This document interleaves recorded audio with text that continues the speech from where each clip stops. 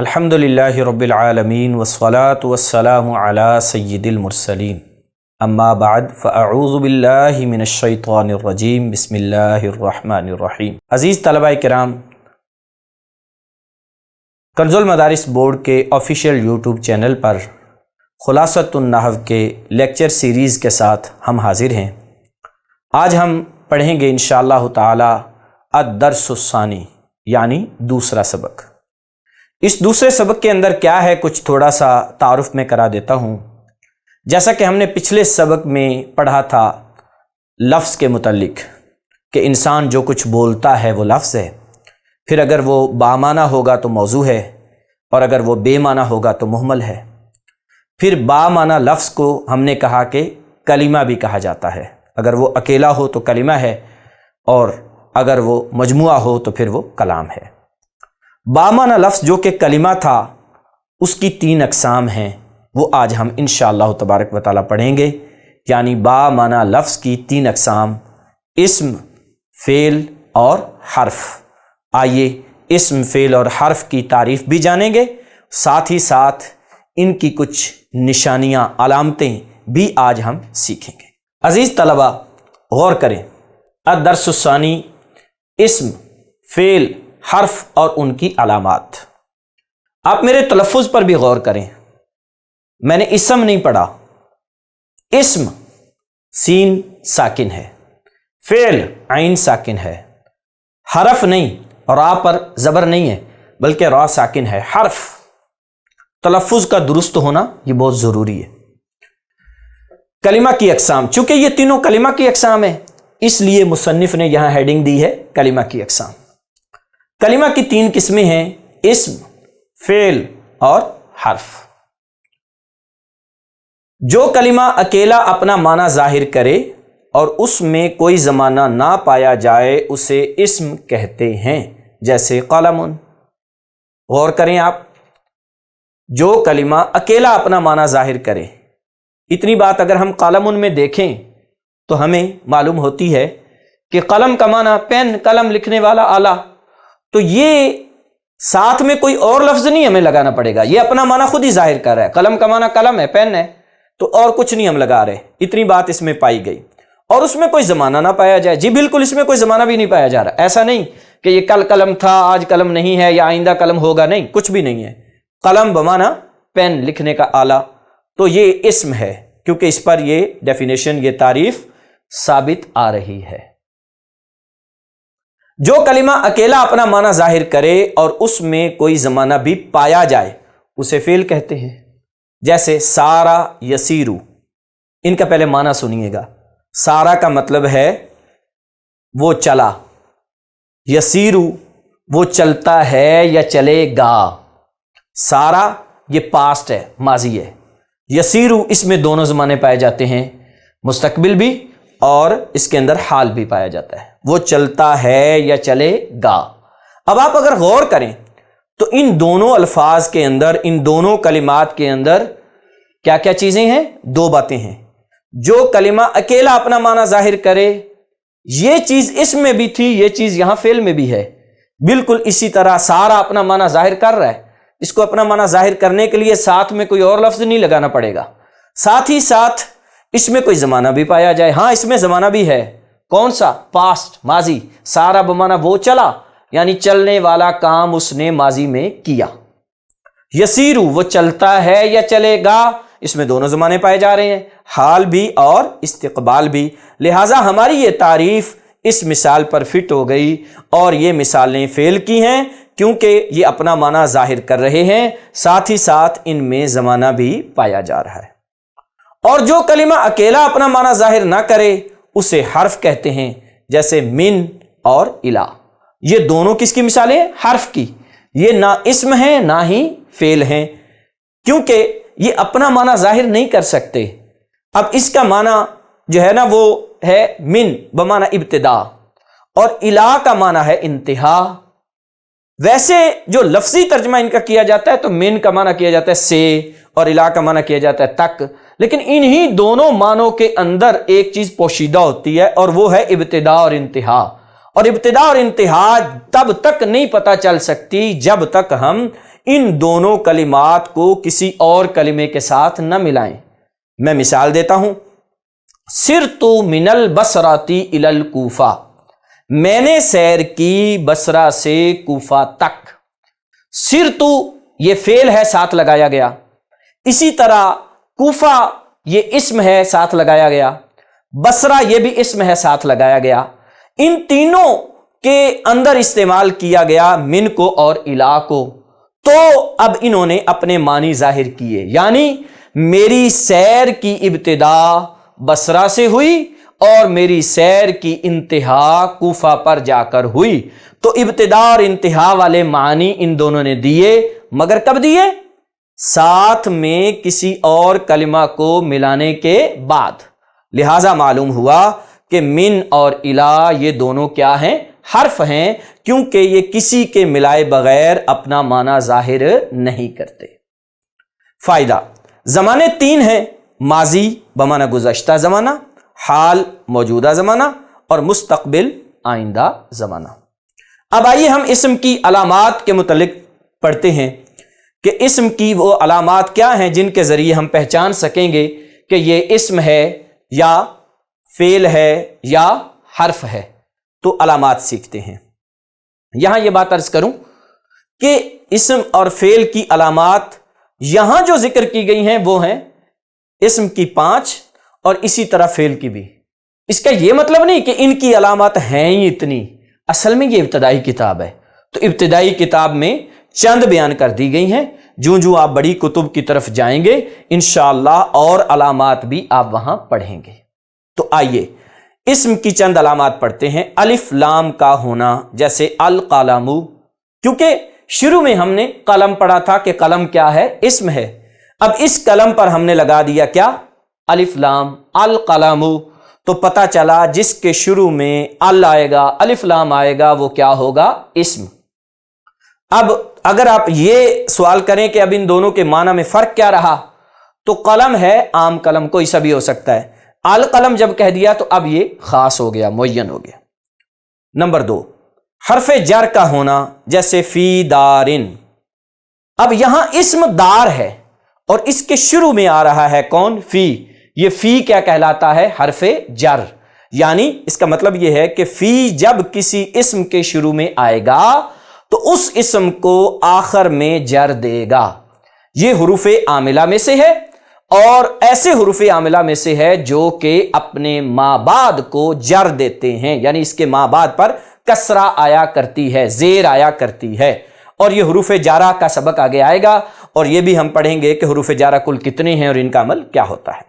Number 3، جر کا ہونا۔ دیکھیں، حرف جر کا ہونا یہ الگ علامت ہے، جر کا ہونا یہ الگ علامت ہے۔ مطلب یہ ہوا کہ جو جر ہے یہ حرف جر کے داخلے کے بغیر بھی آ جاتی ہے، یعنی وہاں عامل کوئی اور ہوگا، جیسے والد زیدن۔ یہاں پر لفظ زید اسم ہے، اگرچہ لفظ ولد بھی اسم ہی ہے، لیکن ہم اپنی مثال میں جس کو لے کر آنا چاہتے ہیں جو ہماری علامت کے اعتبار سے ہے، وہ کون ہے؟ لفظ زید، کیونکہ لفظ زید کے نیچے کیا آئی ہوئی ہے؟ جر، اور جر فعل پر نہیں آتی، یعنی کسرہ فعل پر نہیں آتا، یہ صرف اور صرف کس پر آتا ہے؟ اسم پر آتا ہے، اور یہ اس لیے یہاں اس پر کسرہ آ رہی ہے کہ یہ مضاف الیہ بن رہا ہے، لفظ ولد اس کی طرف مضاف ہے، یعنی اس لفظ کی طرف نسبت ہو رہی ہے، لفظ ولد کی لفظ زید کی طرف نسبت ہو رہی ہے۔ نمبر 4، تنوین کا ہونا، جیسے رجل۔ یہ بھی کیا ہے؟ اسم کی علامات میں سے ہے، فعل پر کبھی بھی تنوین نہیں آتی۔ تنوین ہم پہلے اصطلاحات والے سبق میں پڑھ چکے ہیں، 2 زبر 2 زیر اور 2 پیش کو کیا کہا جاتا ہے؟ تنوین کہا جاتا ہے۔ تو یہاں پر 2 پیشیں آئی ہوئی ہیں رجل پر، اگرچہ کہ یہ جو مثال ہے والد زیدن، اس میں لفظ زید دونوں چیزوں کی مثال بن سکتا تھا، یعنی لفظ زیدن پر جو کسرہ آئی ہے یہ جر کی مثال بھی ہے اور یہ تنوین کی مثال بھی ہے، لیکن انہوں نے اس کے باوجود الگ مثال دے دی، رجل۔ نمبر 5، گول تا کا ہونا، جیسے کراستن۔ ایک ہے وہ تا جو کہ لمبی کر کے لکھی جاتی ہے، اور ایک ہے وہ تا جو آخر میں وقف کے لیے لکھی جاتی ہے، یعنی جب یہ والی تا آئے گی تو آپ اس کو کراستن بھی پڑھ سکتے ہیں اور کراسہ وقف بھی کر سکتے ہیں، اسے کہا جاتا ہے گول تا۔ تو گول تا کا ہونا یہ بھی اسم کی علامات میں سے ہے. جس کلمہ کے آخر میں گول تا آئے گی وہ بھی اسم کہلائے گا. تو عزیز طلبہ کرام، اسم کی علامات ہم نے پڑھی، کتنی بیان کی گئی ہیں؟ 5. اور وہ کون کون سی ہم دہرا لیتے ہیں. شروع میں الف لام کا ہونا، حرف جر کا ہونا اور جر کا ہونا. یہ دو الگ الگ چیزیں ہیں، غور کیجئے گا. ایک ہے حرف جر کا ہونا، یہ الگ علامت ہے، اور اسم کے آخر میں جر کا ہونا یہ الگ علامت ہے. تنوین کا ہونا جیسے رجل، گولتا کا ہونا جیسے کراستن. ایک چھوٹی سی بات تنبیہ کے نام سے لکھی ہوئی ہے، وہ یہ ہے الف لام اور تنوین ایک اسم میں جمع نہیں ہو سکتے. یہ ایک زبردست قسم کا قاعدہ ہے، قانون ہے عربی کا، اور اس کو آپ ذہن نشین رکھیے گا. اگرچہ یہ بات چھوٹی سی ہے، چند الفاظ پر مشتمل ہے، لیکن یہ بات فائدہ مند بہت بڑی ہے. یہ عربی پڑھنے میں آپ کو بہت کام دے گی کہ جس اسم کے شروع میں الف لام ہوگا اس کے آخر میں تنوین نہیں پڑھ سکتے. یہ جو ہے نا وہ کنفرم بات ہے، پختہ بات ہے. یہ بالکل ایسا نہیں ہو سکتا کہ الف لام بھی آئے اور آپ تنوین بھی پڑھ دیں. اور اگر تنوین ہوگی تو آپ اس کے شروع میں الف لام نہیں لگا سکتے. الف لام اور تنوین یہ دونوں جمع نہیں ہوتے. یہ دیکھیے جی، اسم کی علامات ہم نے پڑھی. اب ہم پڑھنے جا رہے ہیں فعل کی علامات. فعل کی علامات میں سے 1 سے لے کر 3 تک انہوں نے ایک ہی جملے میں بیان کر دی ہیں، اس لیے 1 سے 3 تک کی ہیڈنگ دے دی ہے. قد، سین یا سوفا کا ہونا، یعنی فعل وہ ہوتا ہے جس کے شروع میں قد آ جائے، یا اس کے شروع میں سین آ جائے، یا اس کے شروع میں سوفا آ جائے. مثالیں دی ہیں: قد سمع، سیعلم، سوف یعلمون. ان مثالوں کے اندر سمع کیا ہے؟ فعل ہے، کیونکہ اس کے شروع میں کیا آ گیا؟ قد. دوسری مثال میں سیعلم میں یعلم فعل ہے، کیونکہ اس کے شروع میں کیا آ گیا ہے؟ سین. تیسری مثال میں یعلمون فعل ہے، کیونکہ اس کے شروع میں کیا آ گیا ہے؟ سوفا. یعنی فعل آگے والے کو کہیں گے یہ فعل ہے، سمع فعل ہے، یعلم فعل ہے، یعلمون فعل ہے. یہ اس پر آنے والا جو عامل ہے یہ فعل نہیں ہے، فعل آگے والا ہے. سمع فعل ہے، یعلم فعل ہے اور یعلمون فعل ہے. اب اگر سوال آپ کے ذہن میں آئے کہ سامعہ میں بھی تو سین ہے تو سیعلم میں بھی سین ہے. جی ہاں، سامعہ میں جو سین ہے یہ نفس کلمہ کی ہے، یعنی سامعہ جو ایک لفظ ہے، اس لفظ کے 3 ہی حروف ہیں اور وہ ہیں سین، میم، عین. جبکہ عالمہ کے 3 حروف ہیں عین، لام، میم. یہ جو یا ہے یہ مضارع کا ہے اور اس کے شروع میں آ گیا ہے سین، تو یہ سین الگ سے لگایا گیا ہے، یہ نفس کلمہ کا نہیں ہے. یعنی اس عالمہ جو لفظ ہے اس کے حروف اصلیہ کا یہ حصہ نہیں ہے، اس لیے اس کو ہم الگ سے تعبیر کرتے ہیں کہ یہ یعلم پر داخل ہے اور یہ فعل کی علامت ہے. 4 سے 7 تک جی، ماضی، مضارع، امر یا نہیں کا ہونا.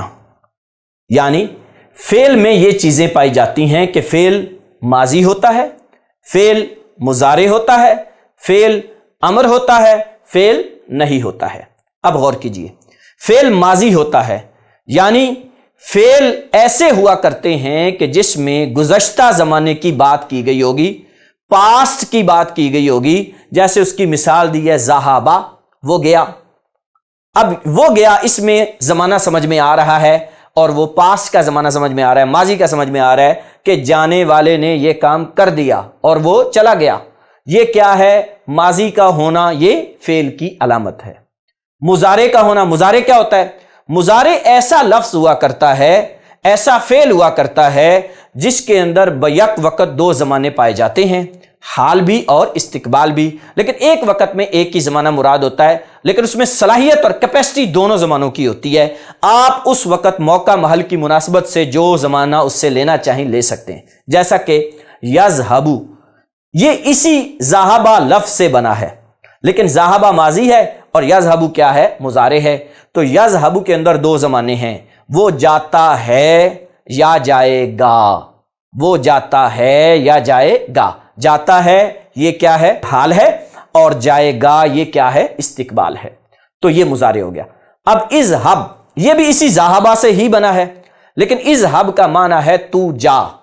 یہ امر ہے. امر کا مطلب ہوا کرتا ہے آرڈر دینا، حکم دینا، کسی کو کسی کام کے کرنے پر کا کہنا کہ تم یہ کام کرو، یہ امر ہے، اور یہ بھی فعل کی علامتوں میں سے ہے کہ فعل ہی وہ ہوا کرتا ہے جس کے ذریعے آپ کسی کو آرڈر دے سکتے ہیں، حکم دے سکتے ہیں۔ اذهب کا مطلب ہے تم جاؤ، لا تذهب یہ امر کا اپوزٹ ہو جائے گا، یعنی امر میں کسی کام کے کرنے کا حکم دیا جاتا ہے، جبکہ نہیں میں کسی کام سے روکا جاتا ہے۔ لا تذهب تم مت جاؤ، تم نہ جاؤ۔ تو یہ چار چیزیں یہاں بیان ہو گئیں، کیا کہ فعل ماضی ہوتا ہے، فعل مضارع ہوتا ہے، فعل امر ہوتا ہے، اور فعل نہیں ہوتا ہے، یعنی کسی کام سے روکا جاتا ہے۔ تو یہ فعل کی علامات تھی۔ حرف کی علامت، اسم اور فعل کی کوئی علامت نہ ہونا یہ حرف کی علامت ہے، یعنی یہ علامتیں بھی ہم نے یاد کر لیں، اسم والی بھی یاد کر لیں۔ ہم غور کریں گے کہ اگر ان میں سے کوئی نہیں پائی جا رہی تو پتہ چل جائے گا کہ یہ کیا ہے، حرف ہے۔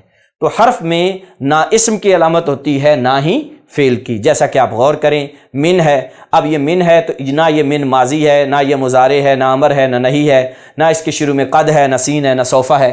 اسی طرح کے اسم کی علامتیں دیکھیں تو نہ الف لام ہے، نہ جر ہے، کچھ بھی نہیں ہے، لہٰذا یہ کیا کہلائے گا، حرف۔ اسی طرح فی بھی کیا کہلائے گا، حرف۔ عزیز طلبہ کرام، ہم نے آج الدرس الثانی دوسرا سبق خلاصۃ النحو کا سیکھا، جس میں ہم نے اسم، فعل اور حرف کی تعریفات، اسم اور فعل کی علامات سیکھی۔ اب آئیے تمارین کی طرف چلتے ہیں اور اس درس کی، اس سبق کی تمارین کو ہم حل کرتے ہیں۔ تمرین نمبر 1 ہے، سوال نمبر 1 ہے، کلمہ کی اقسام اور ان کی تعریف بیان فرمائیے۔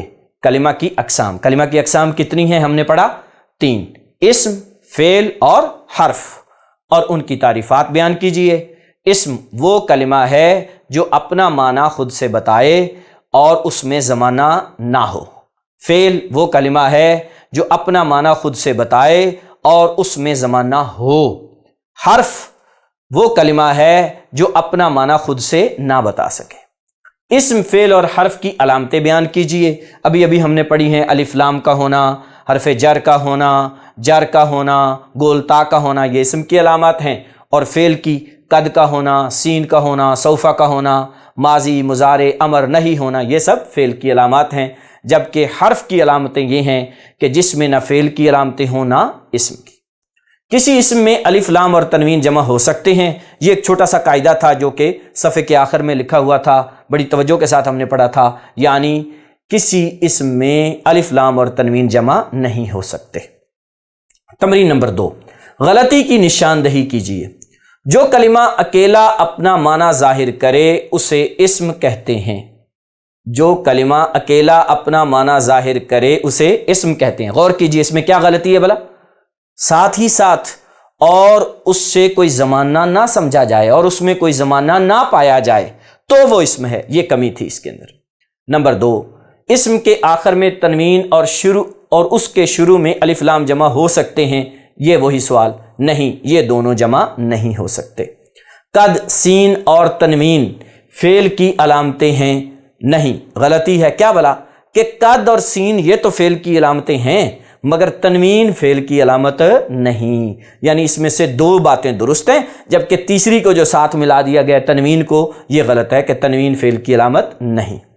حرف کی کوئی علامت نہیں، یہ نہیں کہیں گے حرف کی کوئی علامت نہیں، بلکہ یہ کہیں گے کہ اسم اور فعل کی علامت کا نہ ہونا یہ حرف کی علامت ہے۔ اسم اور فعل کی علامت کا نہ ہونا یہ حرف کی علامت ہے۔ تمرین نمبر 3، اسم، فعل اور حرف الگ الگ کیجئے، نیز اسم اور فعل کی علامتیں بھی واضح کیجئے۔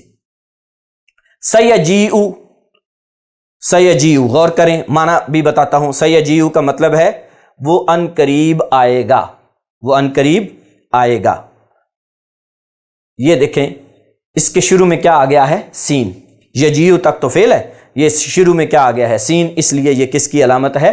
فعل کی، لہٰذا یہ کیا ہوا؟ فعل۔ کافرن، تنوین آ گیا ہے، لہٰذا یہ کس کی علامت ہے؟ اسم کی، کیا ہے؟ اسم۔ النار، الف لام آ گیا ہے، کس کی علامت ہے؟ اسم کی، لہٰذا یہ کیا ہے؟ اسم ہے۔ فی، اس میں نہ اسم کی علامت ہے نہ ہی فعل کی، لہٰذا یہ کیا ہے؟ حرف۔ قد سرقا، اس میں قد آ گیا ہے، لہٰذا یہ فعل کی علامت ہے، تو کیا ہوا؟ یہ فعل۔